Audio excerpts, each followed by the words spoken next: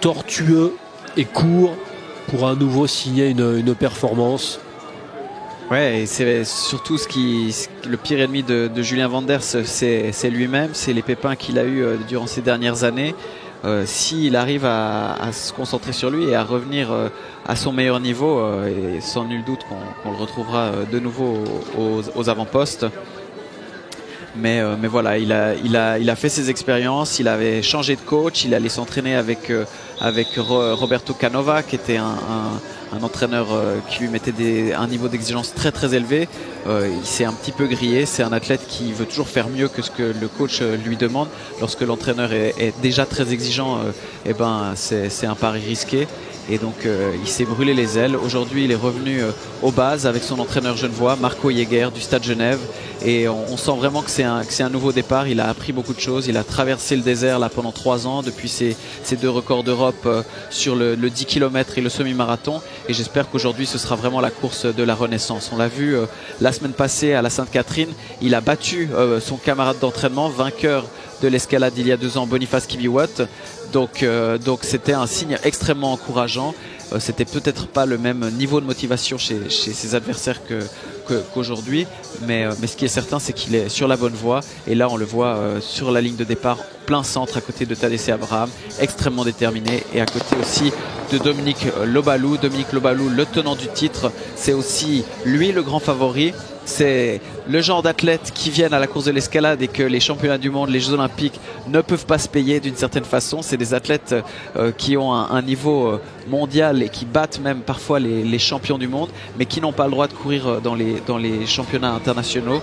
On l'a dit, Dominique Lobalou, c'est un coureur sud-soudanais, orphelin à 9 ans. Il avait vécu pendant 10 ans au Kenya, et puis lors d'une course en Suisse pour l'équipe de réfugiés, il a déposé l'asile, il a demandé l'asile en Suisse, et donc maintenant il doit attendre de pouvoir courir.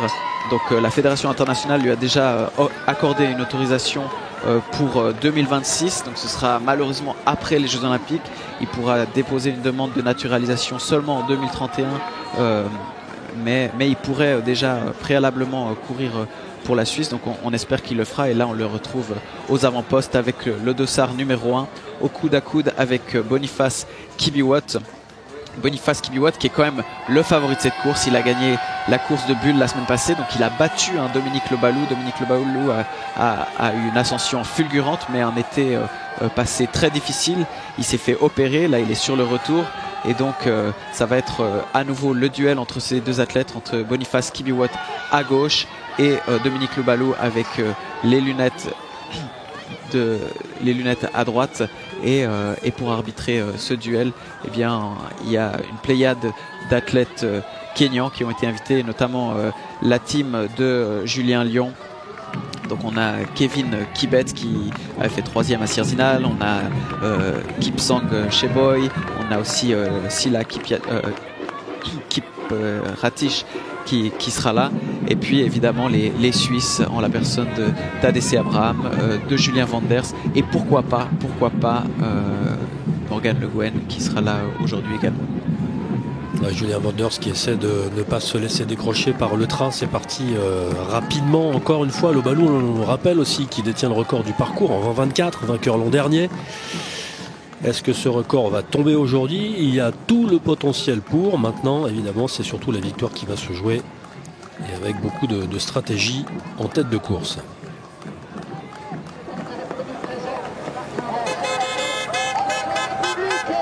Et donc là, on va tout de suite voir sur quelle base est partie cette course. Si on observe bien les coureurs, on va les regarder probablement regarder leur montre là incessamment sous peu. Mais donc voilà, là ils sont partis sur des bases aux alentours des 2,45 au kilomètre. Donc c'est extrêmement rapide. Ils veulent tout de suite montrer qui sont les patrons, et on voit aussi dans la configuration de ce peloton qui s'allonge, les athlètes qui courent les uns derrière les autres et non pas de manière groupée, parce qu'ils doivent sauver leur peau. Là on voit passer Guillaume Cachelin, Robin Faillant, Tom Agmur du Stade Genève, l'armada du Stade Genève sur cette course, et Julien Vanders qui est là en 6e position. Ça accélère déjà après ce premier passage au bourg de Four. Et il y a Hernandez aussi du Stade Genève.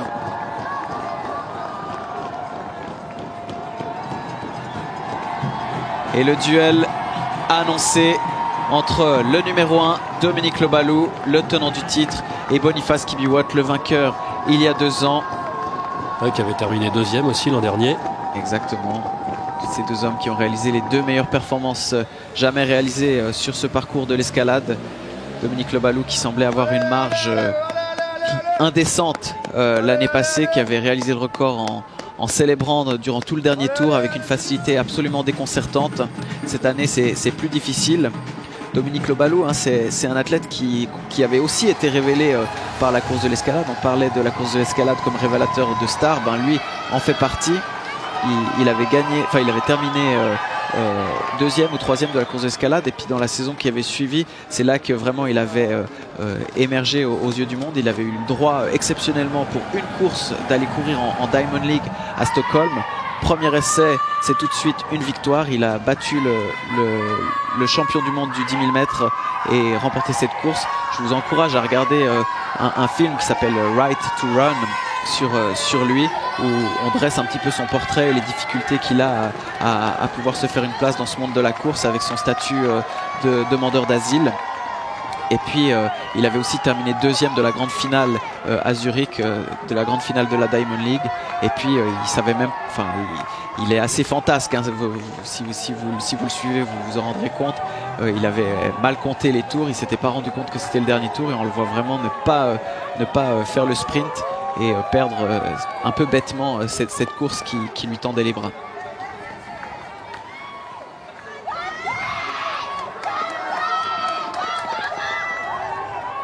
Et on n'a pas vu Morgan Le Guen.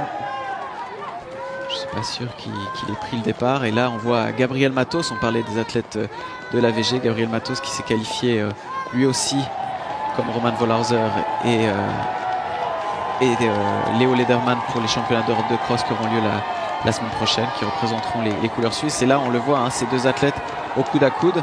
En 3e position, on a Simon Bédard, qui est un peu une révélation de cette saison, un coureur français là, avec le maillot bleu et orange. Alors je pense qu'il est peut-être en sur-régime là. Il est assez surprenant de le voir comme ça directement dans la foulée, mais c'est vrai que c'est un coureur qui monte, et là il est à 2 secondes seulement à l'issue du premier tour de la tête de course. Au premier plan là, Maxime Fleury, aussi un grand espoir du triathlon.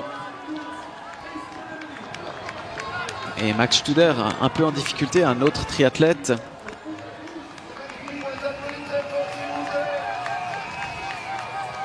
On retrouvera probablement aux prochains Jeux Olympiques sur le triathlon, le 9e des derniers Jeux Olympiques sur le triathlon.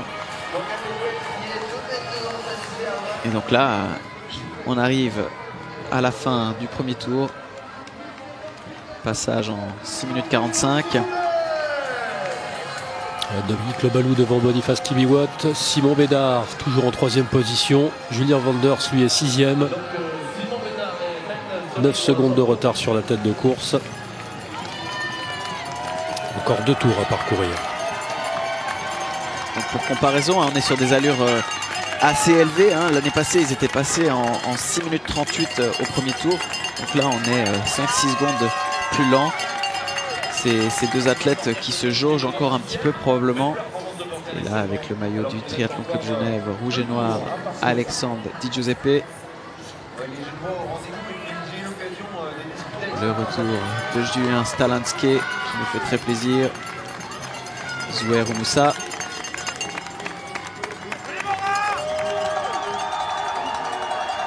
Toujours les 2 hommes en tête. Kibiwott, Lobalu. Ça fait un peu penser à la course cadet de tout à l'heure.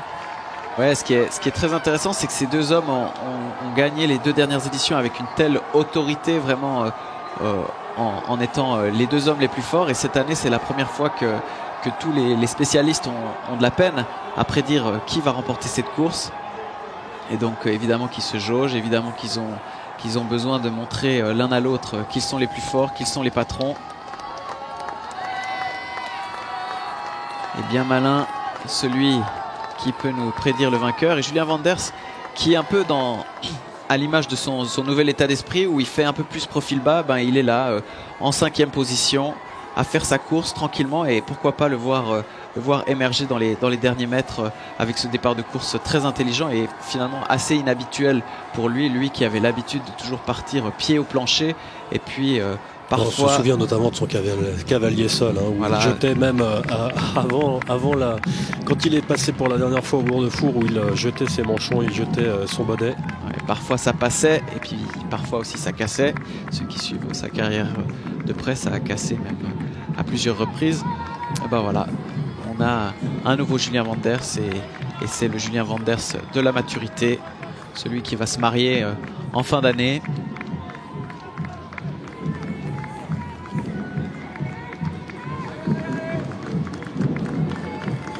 Et toujours ce duel entre les deux hommes forts, Boniface Kibiwott, le Kényan, et Dominique Lobalou, futur Suisse. Morgan Le Guen, qui est bien placé. En fait, il est juste derrière Julien Wanders. Donc, c'est maintenant qu'il émerge juste devant Hassan Chadi, qui est aussi un régional de l'étape, puisqu'il vient de Cluse. Il avait terminé 7e des derniers championnats du monde sur le marathon. Il avait fait un véritable exploit lors de ce marathon de Budapest. Donc, on retrouve ces trois hommes. Julien Wanders, Morgan Le Guen et Hassan Chadi.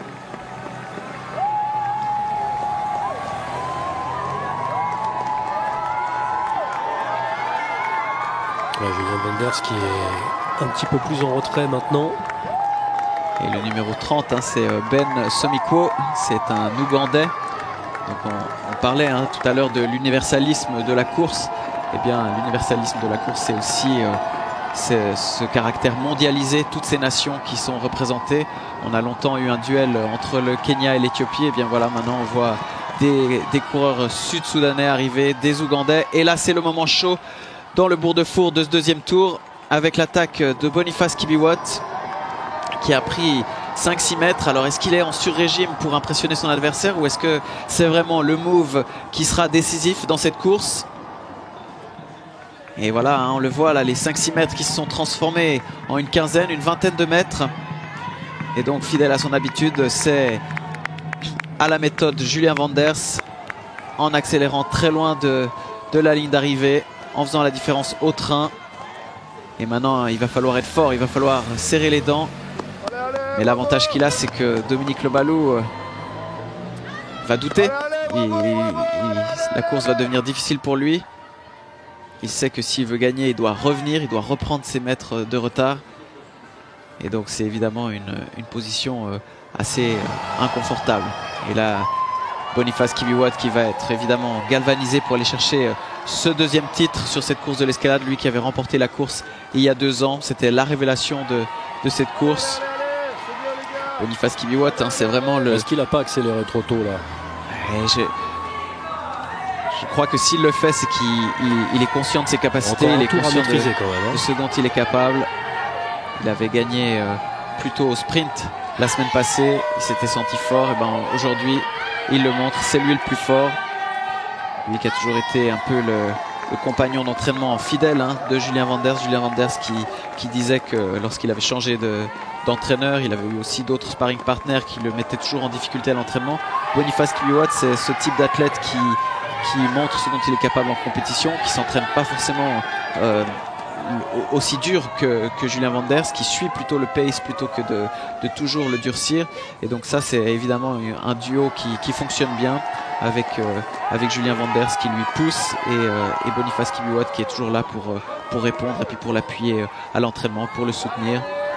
Et on l'a vu la semaine passée aussi pour faire une course d'équipe avec Julien à la Sainte-Catherine.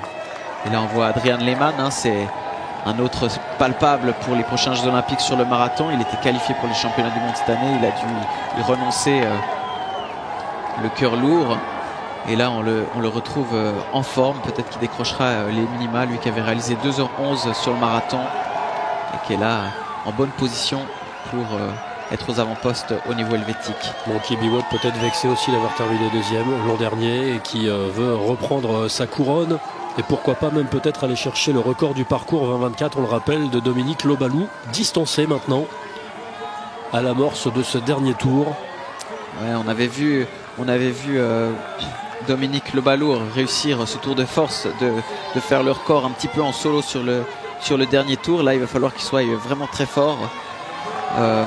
Mais effectivement, hein, il est sur les bases du record. Hein. Là, l'année passée, ils étaient passés au deuxième tour en 13 minutes 42 pour le record. Et donc là, il ne doit pas être très loin de ces allures-là. Je pense que la réalisation d'une vidéo... On va le savoir dans quelques instants. Le passage du deuxième tour. Et ça va devenir difficile pour Dominique Leballour avec ce Français vraiment bluffant aujourd'hui, hein, Simon Bédard, qui va l'avoir en ligne de mire sur ce dernier tour. C'est la révélation là, de ces derniers cours, de ces dernières courses, pardon, ces dernières courses sur route. Et donc le Français Simon Bédard avec Dominique Leballour en ligne de mire. Il semble avoir lâché l'Ougandais Ben Somikwo.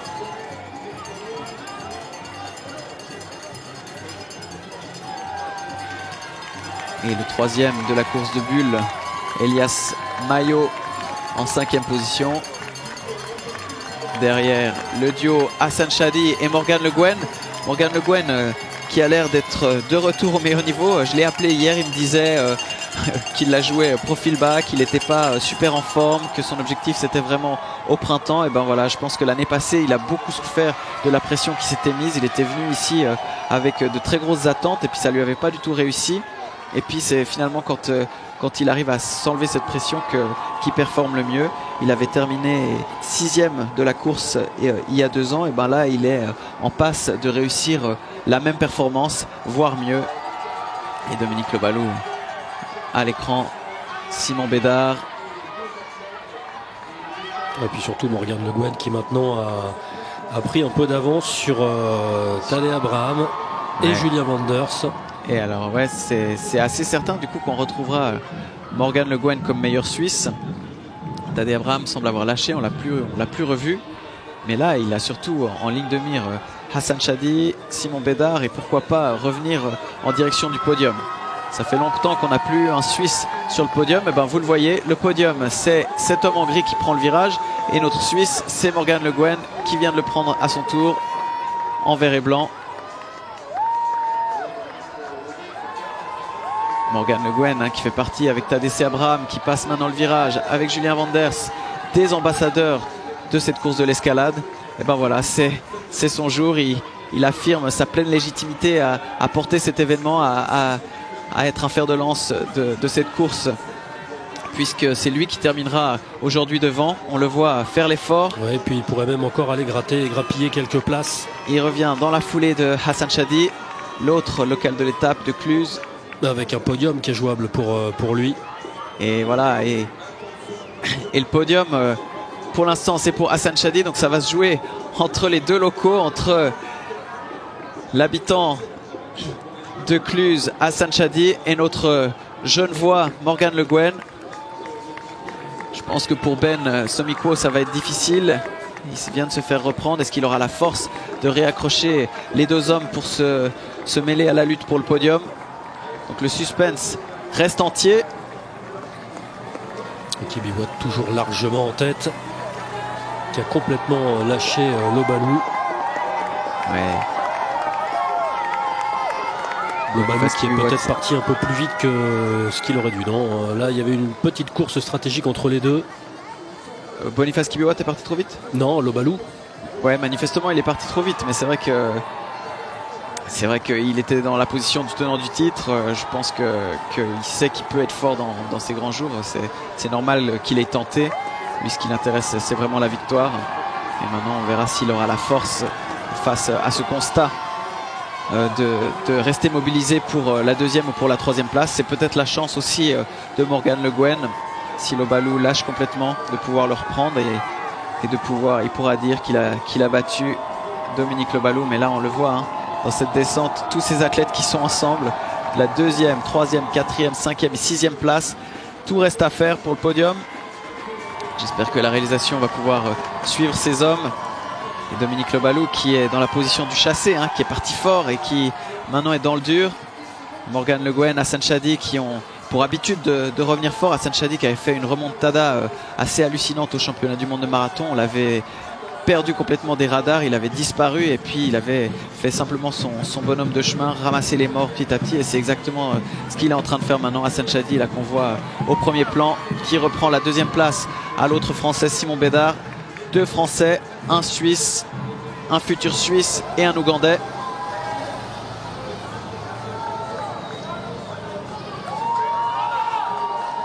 Et Hassan Chadi là qui fait l'effort, hein.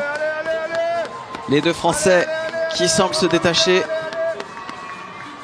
Et on va retrouver 2 Européens sur le podium. Et Boniface Kibiwott en aisance. Pour lui, la course est gagnée. Très facile. Et Simon Bédard ne semble pas abdiquer face au retour de Hassan Chadi pour la deuxième place. Je pense que Morgan Le Guen aura aussi à cœur de faire mieux que sa 6e place. C'est déjà acquis. Et voilà, il est en train de lâcher Dominique Le Balou. La grosse surprise, Morgan Le Guen va battre Dominique Le Balou. Morgan Le Guen, hein, qui veut faire des prochains championnats d'Europe son objectif principal, les championnats d'Europe de Rome. Il a toutes les cartes en main pour réussir ça. On le voit, hein, prédestiné à faire du marathon, à être très fort sur la route, mais il a envie d'abord de faire ses armes sur la piste. Lui qui vient du foot, qui est arrivé extrêmement tard sur la course à pied et qu'on voit aujourd'hui briller avec toutes ces stars de l'athlétisme mondial. Et le duel pour la deuxième place dans la descente de la Pélisserie. Hassan Chadi, hein, qui avait remporté, je me rappelle, puisqu'il est de la même année que moi, la course de l'escalade à de nombreuses reprises chez les juniors, un petit peu à l'image de Julien Vanders. Il vient de Cluse et juste à côté, il a fait la course toutes les années. C'est vraiment cette course aussi qu'il a révélée, on le voyait progresser chaque année jusqu'au plus haut niveau international. Et Boniface Kibiwott qui s'envole vers la victoire, mais qui n'aura pas réussi à battre le chrono, qui restera en main de Dominique Le Balou, pourra se réconforter en conservant son record, le record du parcours en 20-24.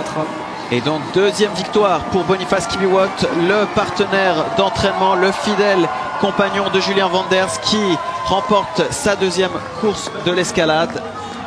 Et au sprint, entre les 2 Français, entre Simon Bédard et Hassan Chadi. Hassan Chadi, c'est pas forcément le meilleur sprinter. Petite pièce sur Simon Bédard, effectivement, qui met les bras, allonge la foulée et qui fait la différence. Il harangue la foule pour ce magnifique résultat, pour cette révélation aussi de la course de l'escalade 2023. Simon Bédard de la France, Hassan Chadi 3e. Le régional qui termine sur le podium. Et Morgan Le Guen qui termine à une très honorable 6e place. Et Tadej Abraham qui célèbre. Il sait que c'est l'avant-dernière fois qu'il franchira cette ligne d'arrivée. Lui qui a annoncé sa retraite pour l'année prochaine. Lui qui a fait une saison absolument incroyable en battant le record suisse du marathon il y a quelques semaines, en même temps que Hellen Bekele à Berlin. Il avait réalisé 2h05-10. C'est rien moins que le record du monde des plus de 40 ans. Donc c'est vraiment l'athlète qui se bonifie avec l'âge et qui a réalisé le record suisse. Je pense qu'il a réalisé ce qui lui semblait complètement impossible. Et il est temps pour lui de dire au revoir à l'athlétisme. Et on va retrouver le vainqueur, Boniface Kibiwott.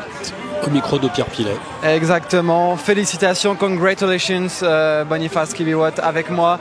What a race again. You won 2 years ago. Now this is your time, man of the season, because you won also in la corrida bulloise. Now this is your time. Yes. First of all, thank you so much. My race was good today, and the condition was good. Yeah. I'm happy for the second winning in Escalade. Yeah.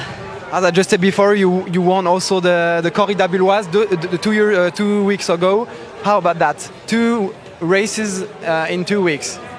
I'm happy for this season. I prepared very well in my training. My training was go well, and I was coming for the winning. Yeah. Double type champion here in Geneva. How about the crowd, the atmosphere? I'm happy for the crowd of Geneva. I have a lot of fans here. I'm happy so much. Thank you very much. Congrats again and see you next year, we hope. Thank you so much. Voilà les mots de Boniface Kibiwott. gagnant, double gagnant cette année, qui n'a pas réussi donc à battre le record de la saison passée de Balou, mais tout de même premier aujourd'hui. Merci Pierre. Oui, content, il était content de sa course, conditions idéales, c'est ce qu'il a indiqué. Satisfait aussi de ces 2 victoires consécutives, 2 courses différentes en 2 week-ends. C'est l'homme en forme du moment. Exactement, et c'est marrant de voir aussi la différence de discours entre Boniface Kibiwott qui nous dit qu'évidemment l'année prochaine il sera là, puisque ses perspectives de course elles dépendent toujours des opportunités que Julien Vanders lui donne, donc la course de l'escalade en fait partie, et face à la vainqueur féminine Gotti Tom qui elle nous disait qu'elle n'était pas sûre évidemment de venir l'année prochaine puisque toutes les courses cherchent à la voir. Morgane Le Guen avec Pierre. Ben voilà, un homme heureux à côté de moi, Morgane, 6e aujourd'hui, qui voilà, on voit ces accolades, ça c'est des belles images aussi sur cette arrivée. Cette joie parce que vous égalisez votre meilleure place ici, 6e place, vous l'avez fait en 2021. Je crois vous pouvez pas être plus heureux aujourd'hui. Bah ouais, je suis vraiment super heureux parce que ça n'a rien à voir par rapport à 2021. On a un plateau élite qui est exceptionnel aujourd'hui. C'est une course qui prend de l'ampleur année après année. Là, depuis la Covid, on se dit chaque année, mais faire top 10, c'est dur. Faire top 15, ça devient dur aussi. Donc je sais pas jusqu'où ils vont aller. Mais moi, je suis super heureux. J'ai fait la course parfaite. Je suis parti vraiment tranquillement. J'avais le sourire au départ. J'avais juste envie de courir et de me faire plaisir. Et crescendo, j'ai réussi à ramasser les morts. Donc c'était vraiment que du plaisir. Premier Genevois, premier Suisse. C'est une petite revanche parce qu'il y a 2 semaines à la corrida bulloise, vous étiez pas loin de Tadesse Abraham. Aujourd'hui, vous le battez. Voilà, c'est parfait aujourd'hui comme course. Ouais, je vais être un peu prétentieux, mais je savais que j'allais faire une belle performance aujourd'hui parce qu'en fait, à la plus, j'étais super bien. Mais j'ai eu des problèmes gastriques juste avant la course. Donc, j'ai pas pu faire la course vraiment que je voulais. Je me suis pas cherché d'excuses. Je suis retourné au boulot et je savais que je serais fort aujourd'hui. Donc voilà. Comme toujours, évidemment, ce parcours des bastions de la vieille ville, j'imagine que vous avez entendu crier votre nom. Comment vous avez apprécié cette course? Est-ce que vous avez eu le temps d'apprécier déjà ce moment, cette course? Bah écoutez, j'ai pas tellement été encouragé parce que j'ai couru une partie de la course avec Julien et Tadé qui sont quand même des superstars et bien sûr hein, ils le méritent hein, et moi j'ai pas encore leur niveau, j'ai pas fait leur performance. Donc j'étais un peu derrière caché. Après je sais que j'avais des proches au bord du parcours donc ça motive toujours et c'est vrai on se sent pousser des ailes à l'escalade chaque année en tant que Genevois. Un dernier mot peut-être sur vos performances sur la suite de votre saison. Évidemment, il y a les championnats d'Europe à Rome au mois de juin l'été prochain. C'est votre objectif principal? Ah, je vais même être un peu plus ambitieux si vous voyez ce que je veux dire.